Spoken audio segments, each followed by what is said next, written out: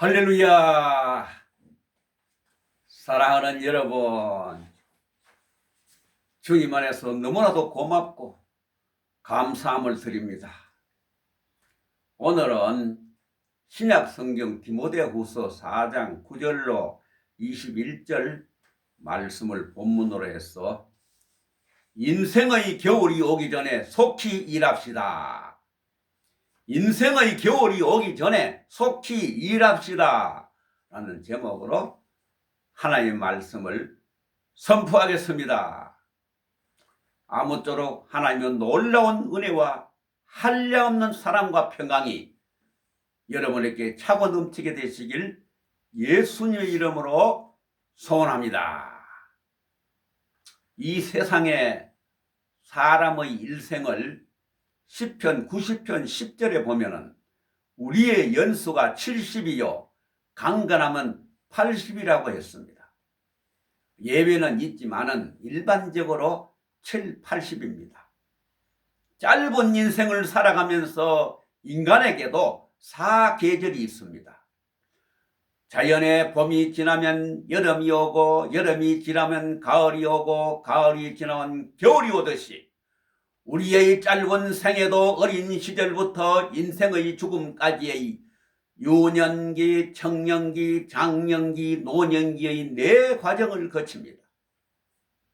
대개 인생의 종말을 성경은 겨울 인생이라고 말하고 있습니다. 겨울에는 찬바람이 붑니다. 눈보라가 휘날리고 북풍 한설이 몰아칩니다.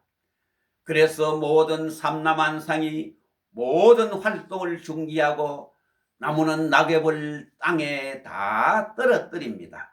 낙엽이 떨어질 때 우리는 인생의 겨울을 실제로 체감하게 됩니다. 낙엽이 떨어질 때 찬바람이 불어서 나무잎이 떨어지는 것이 아니라 나무가 잎을 떨어뜨리는 것입니다.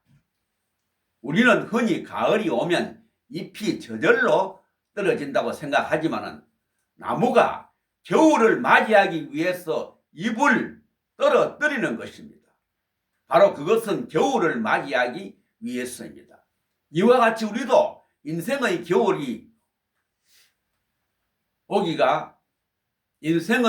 오면 자기가 가지고 있는 그런 명예나 권세나 영광이나 성공을 다 내려놓는 은혜를 받아야만 인생의 겨울을 잘 맞이할 수가 있는 것입니다. 나무에 붙어있는 잎들이 떨어져야 할 꽃들이 떨어지지 않고 붙어있으면 그 모습은 너무나 추하고 볼품이 없습니다. 인생의 겨울은 어느 누구에게나 찾아옵니다. 자연은 봄, 여름, 가을, 겨울이 순서 있게 찾아오지만 인생의 겨울은 순서가 없습니다. 누구에게나 겨울 인생이 먼저 찾아올지 아무도 모릅니다. 성경 가운데서 자기 인생의 겨울을 아름답게 맞이한 대표적인 인물이 있는데 바로 그 사람이 사도 바울입니다. 그는 로마의 옥중에서 죽음을 앞두고 그의 인생을 아름답게 정리하는 모습을 우리에게 보여주고 있습니다. 오늘 바로 읽어드린 말씀은 사도 바울이 로마의 옥중에 있으면서 사랑하는 제자인 디모데에게 애정을 담아 보낸 서신입니다. 사도 바울이 로마의 옥중에서 쓴 서신이 처음에 쓴 서신과 나중에 쓴 서신 두 종류로 구별되어 있는데 처음 서신을 옥중 서신이라고 말하는데 에베소서와 빌립보서와 골로새서가 있고 두 번째 사형 직전에 쓴 서신을 목회 서신이라고 말하는데 디모데 전서와 디모데 후서, 디도서가 있습니다. 우리는 사도 바울이 로마의 옥중에서 자기의 죽음을 체감하면서 겨울을 맞이하는 육체적인 추위도 함께 느끼고 있는 모습을 우리가 볼 수가 있습니다. 어서 내게로 속히 오라. 디모데에게 빨리 로마로 오라고 말하고 있습니다. 사도 바울이 디모데를 로마로 오라고 하는 것은 물론 그가 외롭기도 하고 또 죽음을 앞두고 고독한 심정에 함께 있고 싶어서 오라고 한 것도 있겠지만은 오랫동안 믿음의 아들이요 동역자요 사랑하는 제자요 고난의 길을 함께 걸어간 하늘이 맺어준 깊은 우정을 마지막 함께 있으면서 정리하기 위해서 로마로 오라고 말하고 있습니다. 겨울이 오면 지중해를 항해하기가 힘드니 겨울 전에 오라. 만약에 이 겨울에 오지 않으면 내 얼굴을 다시는 보지 못할 수 있다. 사도 바울은 옥중에서 점점 몸이 쇠약해져가고 있습니다. 그리고 네로 황제의 사형 언도가 언제 어느 시에 집행될는지 알 수는 없지만 죽음이 임박한 것을 예감하고 그렇게 편지를 보냈던 것입니다. 사도 바울은 오늘 여기에서 그의 인생을 이제 마감하면서 천국에서 만나야 할 사람을 생각을 하고 있습니다.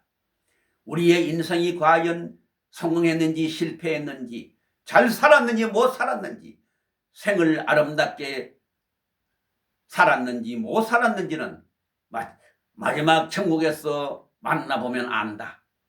그런 간절한 심정으로 이 편지를 보내고 있는 것입니다. 먼저 사도 바울은 천국에서 만나야 할 사람들에 대하여 감사한 정을 여기 고백하고 있습니다. 인간이 만나야 할 사람들이 많이 있습니다.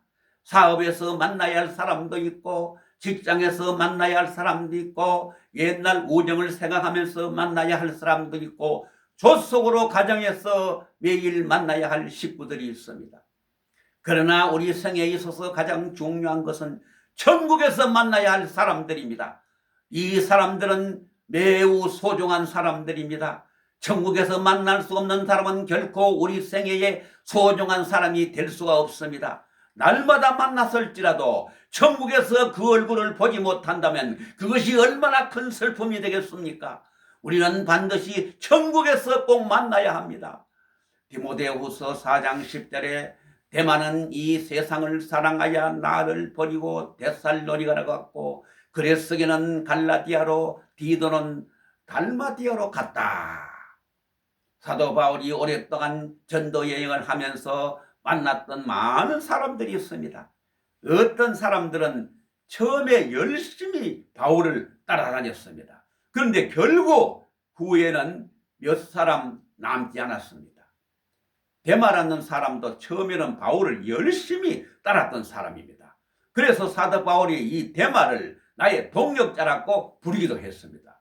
그런데 옥중 생활이 길어지면서 바울과 함께 있기가 어려우니까 그만 바울 곁을 떠나버리고 말았습니다. 그런데 누가는 끝까지 바울 곁에서 떠나지 아니하고 괴로우나 즐거우나 슬프나 고달프나 생을 같이 했습니다. 이 사람들은 다 각각 제 갈 길로 갔기에 천국에서 만나볼 기대가 없습니다. 누가만 나와 함께 있느니라. 이 말은 누가는 일생 동안 나와 함께 있었지만은 천국에서 꼭 만나야 할 기쁨의 사람임을 고백하고 있는 것입니다. 당시에 누가는 지성인이요 문학자요 의사였습니다. 그럼에도 불구하고 자기 개인적인 병원을 다 정리하고 온전히 사도 바울을 따라 나섭니다.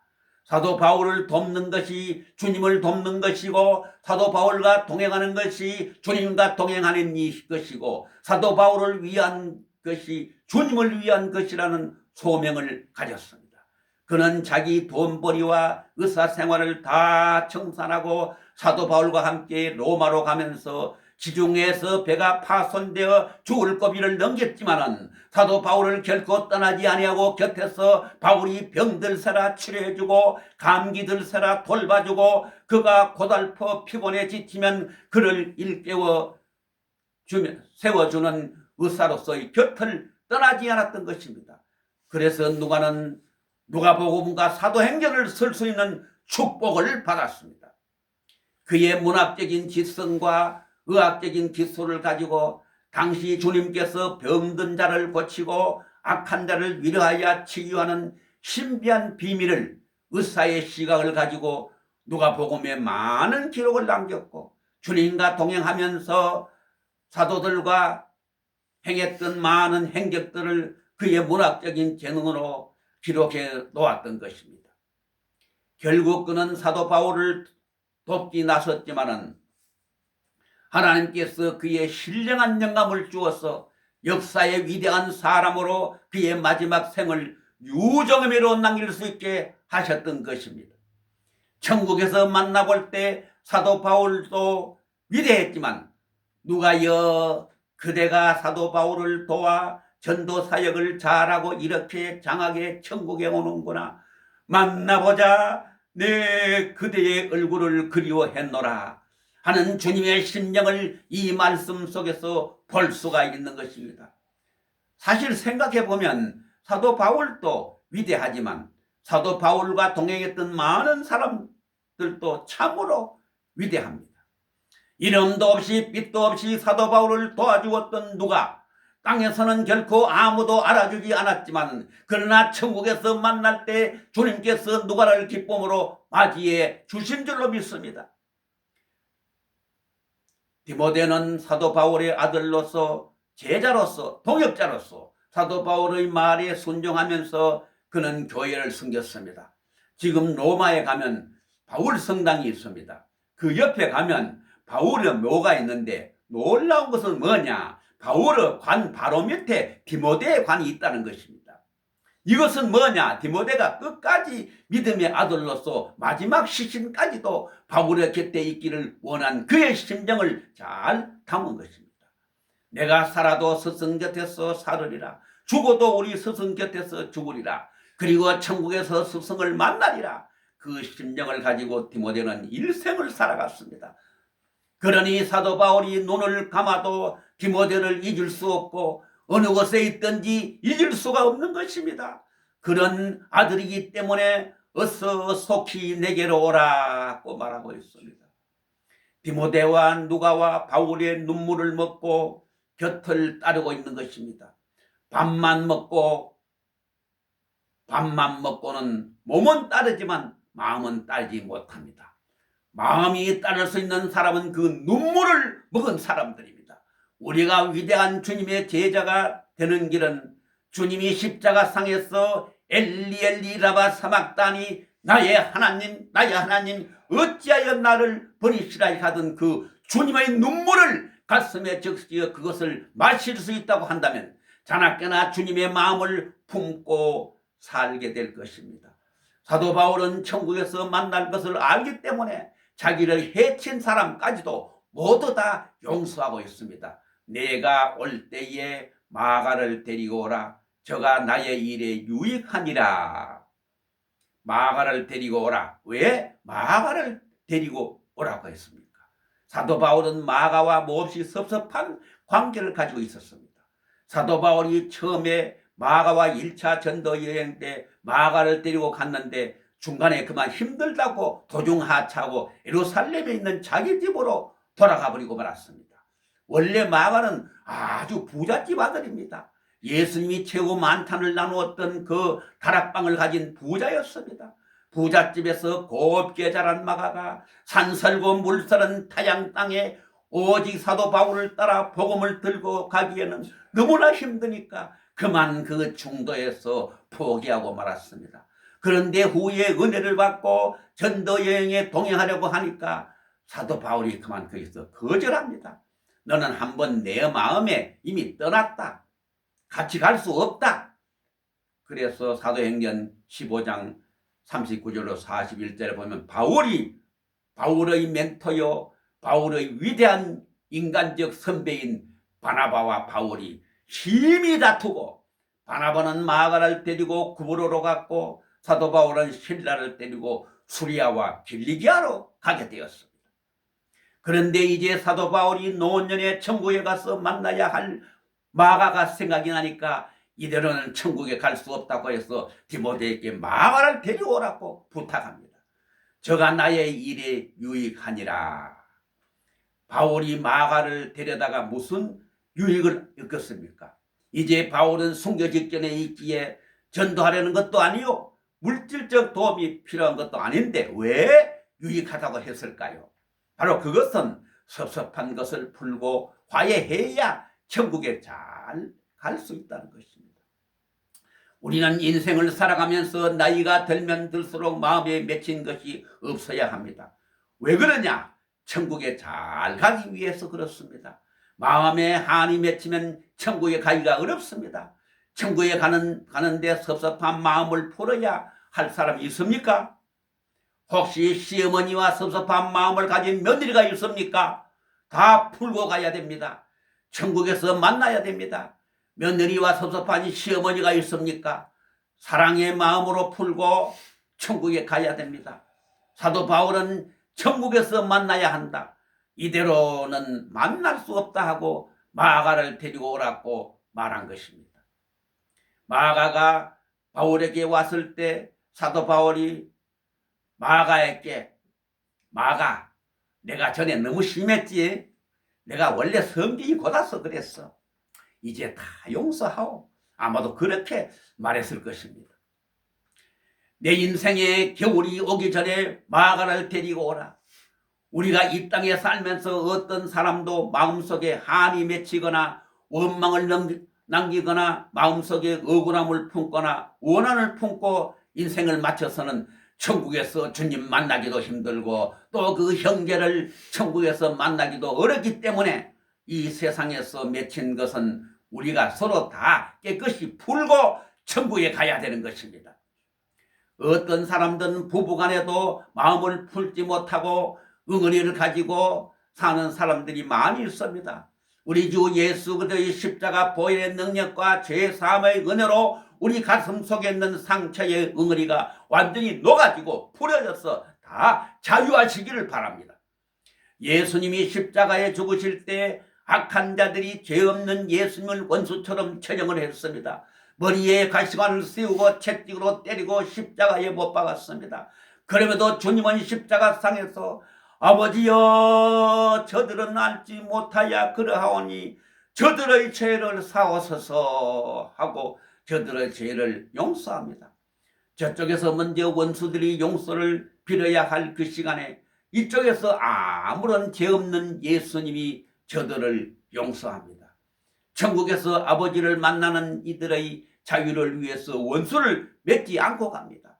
스데반이 이 놀라운 모습을 닮아 자기를 돌로 쳐서 피 흘리게 하는 무리에게 주 예수여 이 죄를 저들에게 돌리지 마옵소서라고 했던 것입니다. 위대한 하나님의 종이었던 헨리 나윈이 교통사고로 죽을 고비를 넘겼다가 완전히 회복해서 쓴 책이 바로 겨울 너머의 세계라는 책입니다. 겨울 너머의 세계라는 책입니다. 이 책을 읽어보면 이런 내용을 담고 있습니다. 산다는 것보다 내 인생이 죽는다는 것은 더 중요한 의미가 있구나. 죽을 때에 나도 죽음으로부터 자유해야만 내 죽음을 통해서 나와 관계 맺은 모든 사람도 자유를 주어야 된다. 나에게 상처를 주고 억울하게 만들고 나를 섭섭하게 했던 그 사람들까지도 풀어주어서 내가 죽은 이후에 그들이 자유를 누릴 수 있도록 만들어주는 것은 참으로 중요하다. 바로 죽음에서 또 하나의 해방이다. 그는 전 삶을 예수님의 은혜로 풀어갔습니다. 그는 별세라는 말을 쓰지 않았지만 별세의 깊은 신비의 종이었는데 그는 마지막으로 이런 글을 그의 책에서 쓰고 있습니다. 나는 평생에 죽은 후에 영생을 얻는다 생각하고 살았는데 죽은 후에 천국에 간다고 생각하면서 살았다.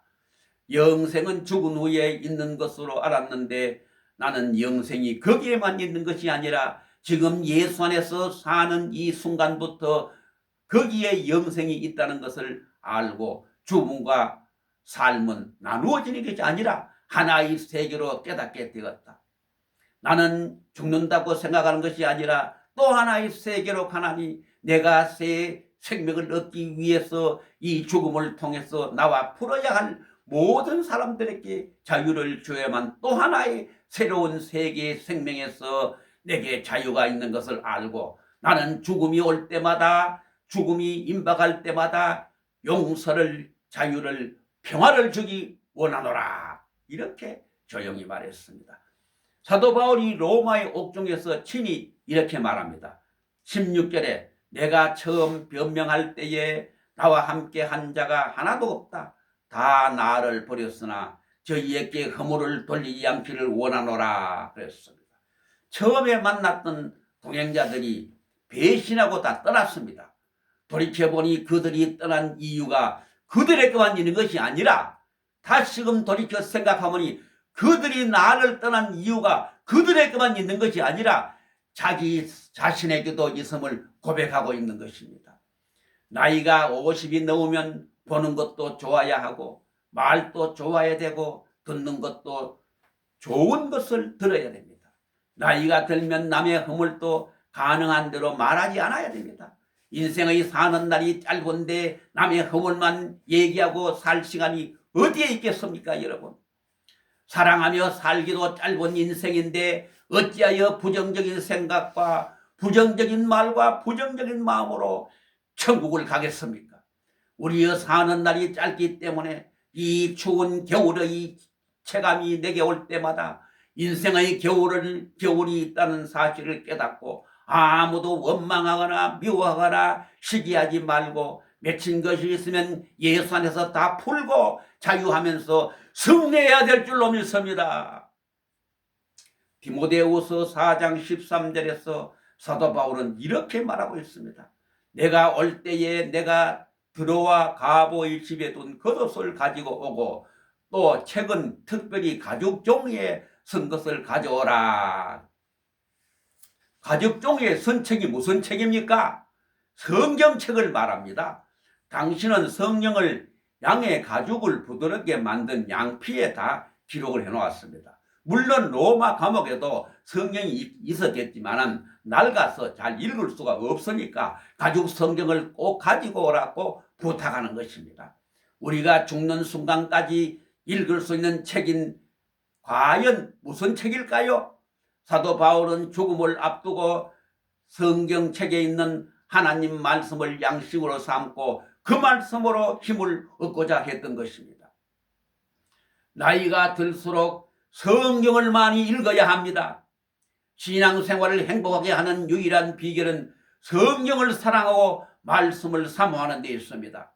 하나님을 사랑한다면 하나님 말씀도 사랑해야 됩니다. 사도 바울이 그토록 위대한 사도가 된 것은 하나님 말씀을 사랑하였기 때문인 것입니다. 나이가 들면 들수록 사람들이 이상한 나쁜 징조가 있으니까 자꾸 보약을 먹으려고 생각합니다. 그런데 보약을 너무 많이 먹으면 죽을 때 천국에 편히 못 갑니다. 그 약이 너무 독해서 눈 감기도 힘들고 건강에도 별로 좋지 않습니다. 나이가 들면 들수록 먹는 것은 되도록 적게 먹고 먹는 것으로 육적인 힘을 얻도록 생각하지 말고 하나님의 말씀으로 양식을 삼아 먼저 영적인 힘으로 더 충만해야 될 줄로 믿습니다. 디모데후서 3장 15절로 16절에 보면 또 내가 어려서부터 성경을 알았나니 성경은 능히 너로 하여금 그리스도 예수 안에 있는 믿음으로 말미암아 구원에 이르는 지혜가 있게 하느니라. 모든 성경은 하나님의 감동으로 된 것으로 교훈과 책망과 바르게 함과 의로 교육하기에 유익하니라고 했습니다. 성경은 하나님의 진리의 말씀이요 우리를 교훈하고 책망하고 바르게 하는 책입니다. 그래서 나이가 들면 들수록 하나님의 말씀을 양식으로 삼아 언제나 하나님 앞에서 자기 모든 존재가 성결해지고 더 의로워지고 더 아름다워지고 깨끗해지기를 바랍니다. 어렸을 때부터 좋은 음식을 많이 먹어야 피부가 깨끗합니다. 이와 같이 우리가 어려서부터 하나님의 말씀을 많이 먹어야 마음이 성결해지고 아름다워집니다. 스코틀랜드 보너 목사의 성경 예찬가에는 우리에게 감동을 줍니다.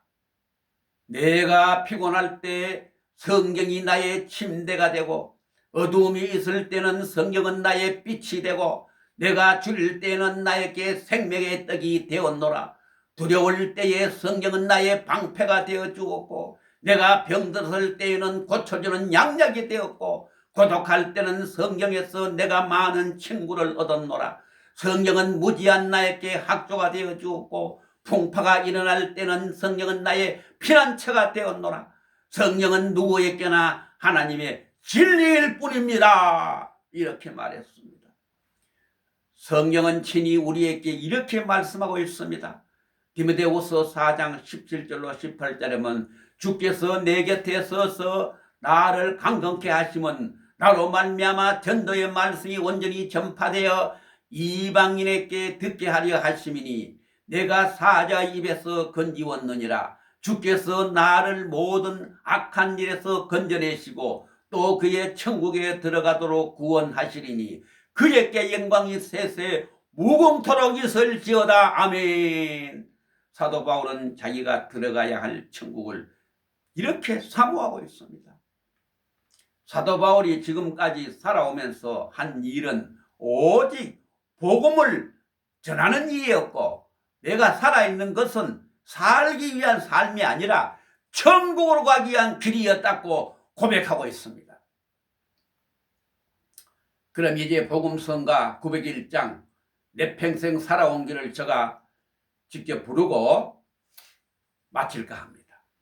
이 복음 찬송은 고 조용기 목사님이 지난 목회 여정을 뒤돌아보면서 모두가 주님의 은혜요 성령의 사역이었다고 삶을 회고하며 작사했던 것입니다.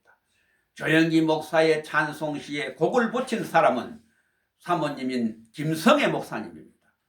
여러 번 읽고 암송하던 중에 어느 날 새벽에 기도하는 중에 특별히 영감을 받아 작곡하게 되었다고 합니다.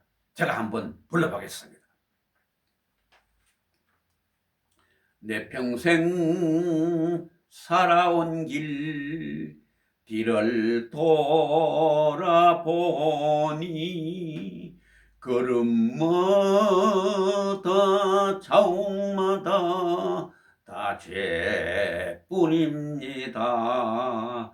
서리고 아픈 마음 가눌 길 없어서 골고다 언덕길을 지금 찾아옵니다.